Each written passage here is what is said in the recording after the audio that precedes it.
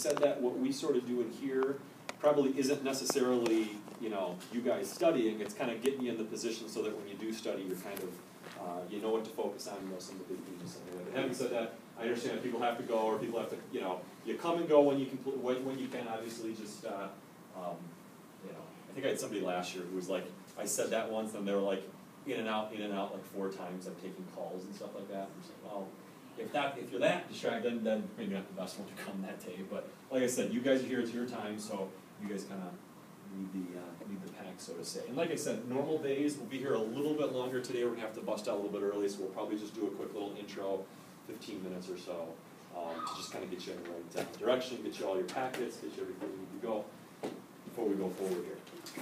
All right? Everybody's sitting so close. That's so, where everybody else goes about as far away as possible. Very good. You could be sitting so far away. All right. First things first, everybody's got one of the 4 packets here. Yes. Gave you 4. Basically what we're going to do, as I said, we have, there's 5 major units, obviously, in world history. We're starting with the earliest ones here. Well, my plan of attack kind of is, in about the month we have leading up to the exam here, is we like to spend about a week, give or take, maybe a little less than that, but about a week on each one of the units. So there's 5 of them total. The only thing is we don't really review out of the last unit. The last unit is World War I to the present, so I kind of take that as we're talking about that class right now, so we're not going to do a lot of review with that. So I'll spend probably about a week or so on each one of the 5 units. We'll kind of do a quick little brush through, hey, what do we sort of remember? What is a typical type of question they might ask you here? And where do we kind of want to go from there? So I've got you with 2 of the packets. Both of those packets that say Unit 1, we'll kind of be working through those. It's basically me doing a collection of different copy jobs and a few different sources here. There's incredible illegal copying in all of these places here. So if you don't tell anybody, I won't tell anybody there. There's probably major federal and state laws being broken with all the different sources this is brought into it. Pages on the bottom that says copyright such and such. All right. But those are the ones we'll kind of work through. The other ones, just so you guys kind of have that for your own well-being, one of them says the, I think it's like a timeline one, isn't it? The one that says, yeah, that one right there. The one that says chapter, people, empires, and events. That is a really, really useful, like, 4-page packet. Does everybody have that one? Ashley doesn't. The one that basically says timeline. This one here. Super, listen, I think out of I suppose what it is, 3 pages front and back. 3 pages front and back, you're getting the most bang for your buck out of like anything else that you get right here. Because basically what it is, I've broken down every one of the 5 chapters, and in every one of those 5 chapters, or 5 units, I'm sorry, you can look through and say, all right, here's my people, my empires, and my events that basically come up into this particular section. So if I'm really kind of stuck one day, I'm studying, and I'm like, oh wait, I'm in 1450 to 1750, and I kind of forgot what's going on in South Asia. You can just turn the page real quick, and you can see South Asia, this is what's happening in that time frame. Okay? And on the very back of this, there's a section that says World Empires at a glance. So if you ever want to glance and you want to say, all right, I need to know who the Chinese dynasty was in the 1450s. Boom, I can just turn to this, and it's right there for me. Okay? Now, really nice we could use that on the test, obviously, but we've got a month with this. It's a good thing to just have kind of lying around that as you're kind of doing through the course of your studying, to just become kind of familiar with this. It'll really help with the chronology of things, as will the rest of the stuff that we kind of do throughout the rest. So I'm going to help you out with it, but it's obviously there, and it's a pretty good reference to kind of have here. The other chart that I gave you, which is this chart called the Name 5 chart, we're going to do that a little bit in class. Not necessarily assigning that to you guys to do, but that one thing that says Name 5, what we're going to do, just through the course of our review, like we'll review Unit 1 for a couple days here and there, and then we'll spend one day doing that thing called the Name 5. Do you need that? Yeah. We'll spend a day doing the Name 5s, and all this asks you to do from a brainstorming perspective, is be able to say, okay, 8,000 BCE to 600. What was happening in terms of technology at that time? Or what was happening in North America in terms of social structures between that time frame? All right, and all you're going to be kind of asked to do is, and we're going to do this kind of as a class, is to kind of be able to come up there and be able to name 5 things that are like 5 specific details. It might seem kind of general right now, but in the course of doing your essays on the test, you're going to be given a time frame and a topic. And when you're planning out what you want to write about, it's a really helpful thing to be able to, like, at least in your planning, be able to name 3 to 5 things and say, okay, these are the things I might want to add in my essay. So by the end of your time with us here, you're going to have this like completely filled out. And it's going to be filled out by you so that it maybe means a little bit more. It's not something that I just necessarily give. Okay, any questions? Anybody think of right now? Before we kind of get into the bulk of things, kind of the meat of stuff. So let's go real early on. We'll just do a quick little overview of the earliest stuff. This is going to be stuff that you guys talked about in the summer. With summer assignments on this. We probably did it for about a day or two at the beginning of our year. It's the early stuff here in world history. Okay.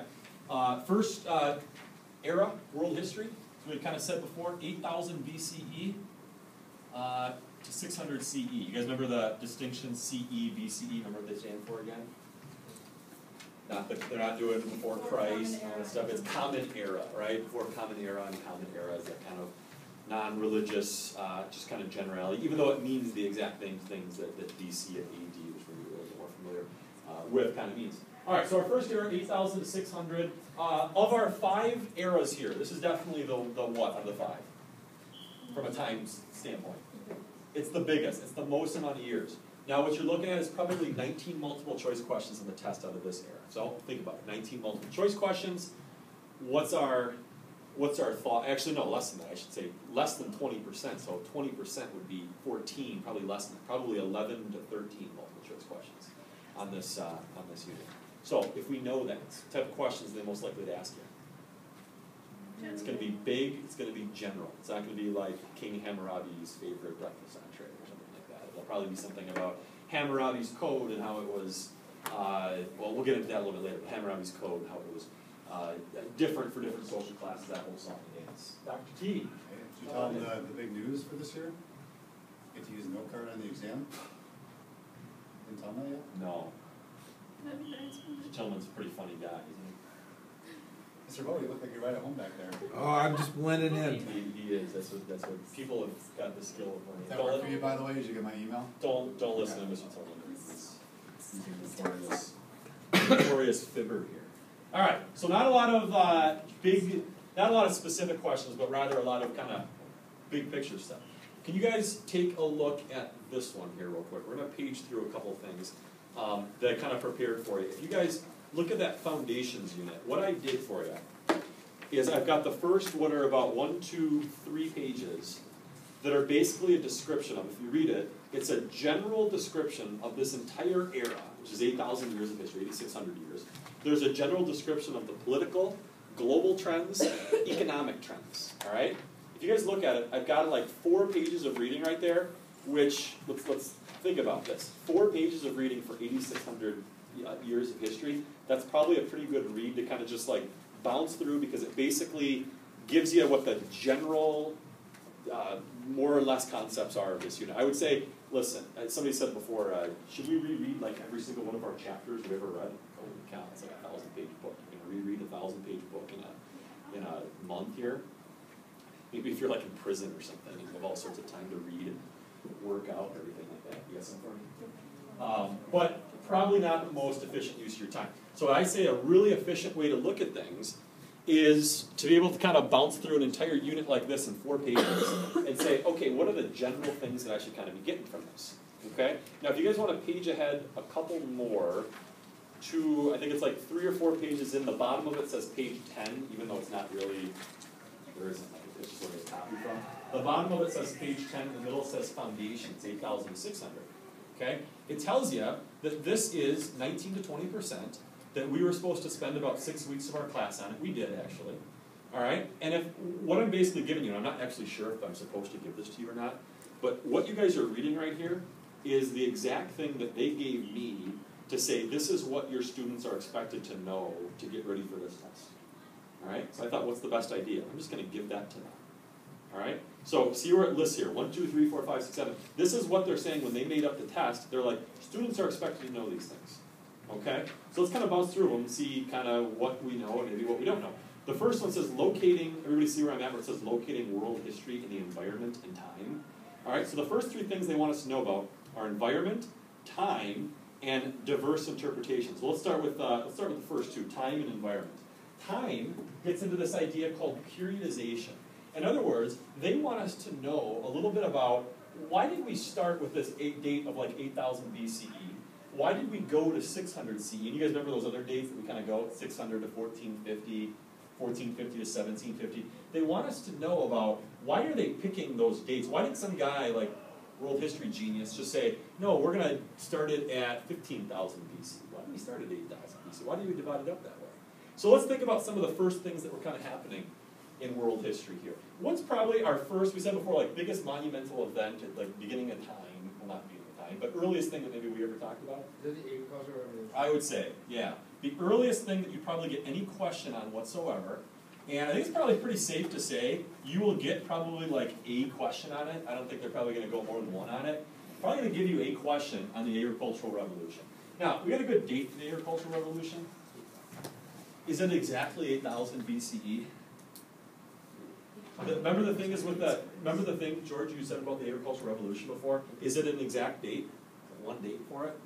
It's probably a better name for it actually is agricultural transition, right? Because it happens over thousands of years. There was early societies experimenting with agricultural stuff like 40,000 years ago.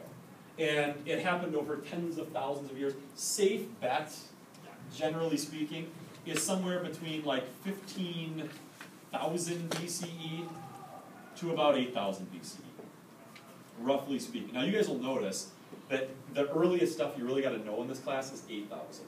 So if we go much before that, they're not going to get much into it, right? They're not going to go really crazy in it. What we want to know about 8,000 BCE though, is that basically by then, what's kind of been accomplished? What's happened? We've kind of got agriculture. Most advanced societies are agricultural societies by 8,000 BCE. Now let's go a little bit before that. Now you're going to get a lot of questions on this? No, but in case you did, what are most societies doing in this huge swath of world history before that? What are people doing back here? Hunters and gatherers, right? Remember talking about this? Hunting and gathering. All right, you get any hunting and gathering questions? What are they going to ask you about? What do you think? I mean, could you define a hunter and gatherer? Pretty safe to say, right? Men hunt, women gather. Settlements. What kind of settlements do you have here? All right, nothing permanent, right? No permanent settlement.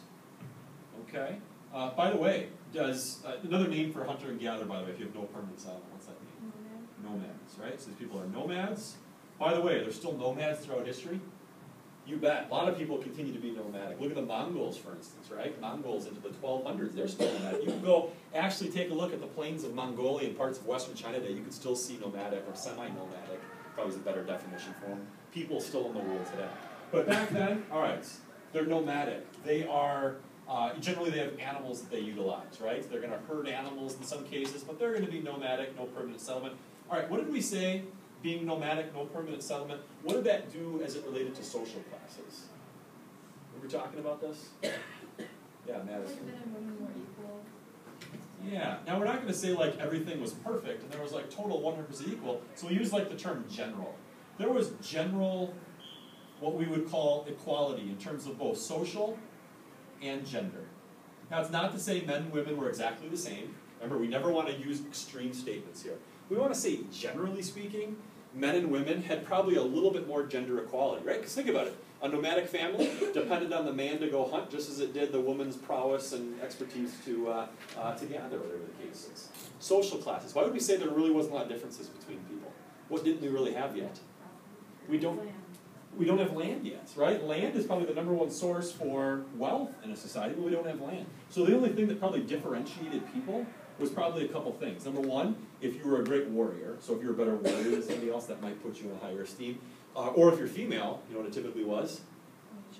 You could have a lot of kids, right? If you can pump out lots and lots of kids, that puts you into a higher level. But generally speaking, we didn't have a whole lot of changes. All right, but the big, really first change, remember we talked about that one world historian the other day that said the world's only been about 2 or 3 major changes in our history. One of them is the agricultural revolution, one of them is the industrial revolution. There's only 2 or 3 major ones. Agricultural revolution comes about, like we said, over this rough time frame here, and we see some major changes, right? Now, what are you going to be asked to do on the test? Are you going to be asked, like, what was the agricultural revolution? Well, no, probably not. I mean, we already know agricultural revolution is basically people settling down, right, or settling into, what would we call that? I don't want to say settling into settle, it's just redundant here, but settling into